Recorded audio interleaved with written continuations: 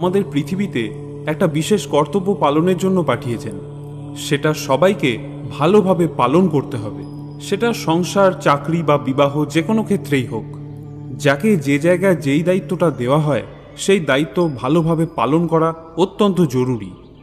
ভগবান সেটা শেখালেন কিভাবে, শুনুন। ভগবান হয়েও তিনি তার সৃষ্টি করা সবথেকে বুদ্ধিমান প্রাণী মানুষের সারথি হলেন, অর্থাৎ অর্জুনের সারথি হলেন। যিনি ত্রিজগতের মালিক তিনি হলেন অর্জুনের রথের চালক। আর তিনি অর্জুনকে বললেন, হে অর্জুন, আমি এবার থেকে তোমার সখা, বন্ধু বা ভগবান নই, আমি তোমার রথের চালক। তুমি নির্দ্বিধায় আমাকে আদেশ করবে, আমি তোমার আদেশ অক্ষরে অক্ষরে পালন করব। আমি এখন তোমার চাকর আর তুমি আমার প্রভু।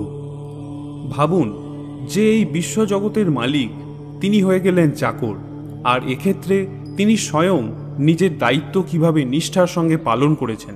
যুদ্ধ শুরু হওয়ার আগে অর্জুন কৃষ্ণকে বললেন, হে সারথি, হে কেশব, তুমি দুই দলের মাঝখানে আমার রথটাকে স্থাপন করো। তিনি আদেশ করলেন কাকে? ভগবানকে। আর ভগবান বললেন, যেমন আপনার আদেশ প্রভু।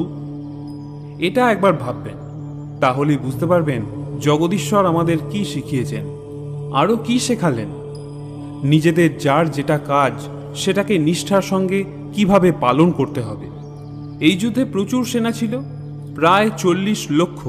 এত সেনার শব্দ, ঘোড়ার কোলাহল, হাতির হুঙ্কার, তরবারির ঝংকারের ভিতরে অনেক সময় কথা শোনা যাবে না বলে ভগবান অর্জুনকে বললেন, হে অর্জুন, যদি তুমি দেখতে পাও যে আমি তোমার কথা শুনতে পাচ্ছি না, তাহলে গোড়ালি দিয়ে আমাকে আঘাত করে ইঙ্গিত করবে। যদি বাম দিকে যেতে হয় তাহলে পা দিয়ে আমার বাম কাঁধে আঘাত করবে, আর ডান দিকে যেতে হলে ডান দিকের কাঁধে আঘাত করবে।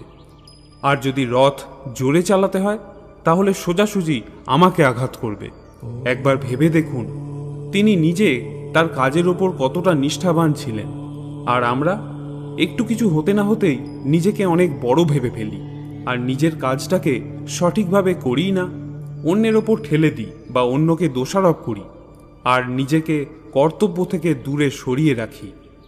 ভগবান এটা শেখালেন, কোনো কাজ ছোট বা বড় হয় না, যে কোনো কাজ কাজই হয়, শুধু ভাবনার পরিবর্তন হয়। যে কাজই আমরা করি না কেন সেটাকে দায়িত্ব এবং নিষ্ঠার সঙ্গে পালন করা প্রয়োজন, তাহলেই জীবনের সাফল্য আসবে।